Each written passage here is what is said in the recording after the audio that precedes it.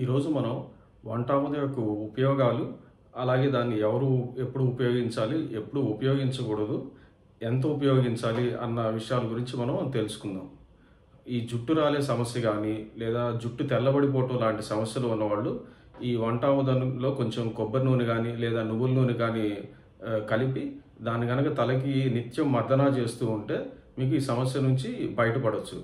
అయితే ఇక్కడ గుర్తుంచుకోవాల్సిన విషయం ఏంటంటే, అప్పటికే తెల్లబడిపోయిన జుట్టు మాత్రం నల్లబడిపోదు. కానీ 18 సంవత్సరాల లోపల ఉన్నవారికి గనక జుట్టు తెల్లబడిపోయింది అనుకోండి, దాన్ని బాలనెరుపు అంటారు. ఆ సమస్య ఉన్న వాళ్ళకి మాత్రం మళ్ళీ జుట్టు మొత్తం పూర్తిగా నల్లగా మారిపోతుంది. ఈ ఆముదాన్ని మనం ముఖానికి అలాగే ఒంటిపైన కూడా మర్దనా చేసుకోవచ్చు. అయితే ఆముదం మందంగా ఉంటుంది కాబట్టి ఈ ఆముదంలో కొంచెం నువ్వుల నూనె కలుపుకొని ముఖానికి అలాగే మన శరీరానికి నిత్యం మర్దనా చేసుకుంటూ ఉంటే శరీరం అంతా కూడా కాంతివంతంగా తయారవుతుంది.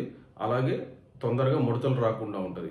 మరీ ముఖ్యంగా కొంతమందికి వయసుతో పాటు వచ్చే ఈ కీళ్ల నొప్పులు కానీ, వెన్ను నొప్పి కానీ, అలా ఎటువంటి రకాలైన ఒంటి నొప్పులు ఉన్న వాళ్ళు కనుక నిత్యం కనుక ఈ ఆముదంతో కనుక మర్దనా చేసుకుంటూ ఉంటే మీకు ఆ నొప్పులు అన్నవి తగ్గడం జరుగుతుంది.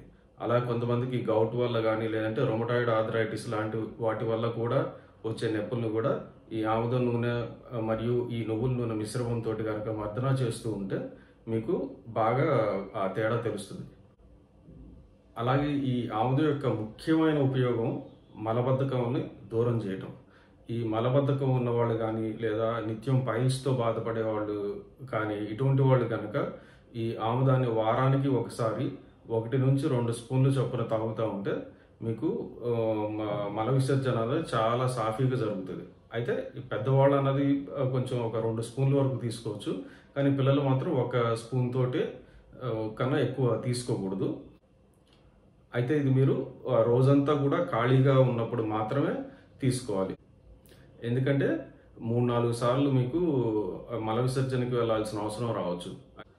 అలాగే పిల్లలు పుట్టడం కోసం ప్రయత్నించే వాళ్ళు, ఆడవాళ్ళు, మగవాళ్ళు ఇద్దరూ కూడా వారానికి ఒకసారి 2 స్పూన్లు చొప్పున 4-5 వారాలు కనుక తీసుకున్నారు అనుకోండి, మీకు పిల్లలు పుట్టే అవకాశం పెరుగుతుంది. అలాగే పుట్టేవాళ్ళు కూడా చాలా ఆరోగ్యంగా పుడతారు. అలాగే కొంతమంది చంటి పిల్లలు కారణం లేకుండా ఊరికే ఏడుస్తూ ఉంటారు. అటువంటి వాళ్ళు మీరు పొట్ట చూస్తే కొంచెం ఉబ్బరంగా ఉన్నట్టు అనిపిస్తుంది. అలా ఉన్నప్పుడు ఏంటంటే ఈ ఆముదంతో కొంచెం మర్దనా చేస్తే ఆ లోపల పొట్టలో ఉన్న గ్యాస్ మొత్తం కూడా పోయి మీకు ఆ పొట్ట నొప్పి కూడా తగ్గుతుంది. అయితే చాలా జాగ్రత్తగా మసాజ్ చేయాలి. ఎందుకంటే కొంచెం మందంగా ఉంటుంది కాబట్టి ఒక్కోసారి చర్మం అది కూడా కమిలిపోయే ప్రమాదం ఉంటుంది. కాబట్టి జాగ్రత్తగా అది మర్దన చేసుకోవాలి. అయితే ఇది అందరూ వాడకూడదండి. గర్భిణీలు కానీ, లేదా మీకు అప్పటికి అతిసారం లాంటిది కానీ ఉంటే మాత్రం ఇది వాడకూడదు. అలాగే పాలిచ్చే తల్లులు కానీ, మరీ చంటి పిల్లలు అయితే మాత్రం ఖచ్చితంగా డాక్టర్ సలహా తీసుకొని మాత్రమే ఇది వాడుకోవాలి.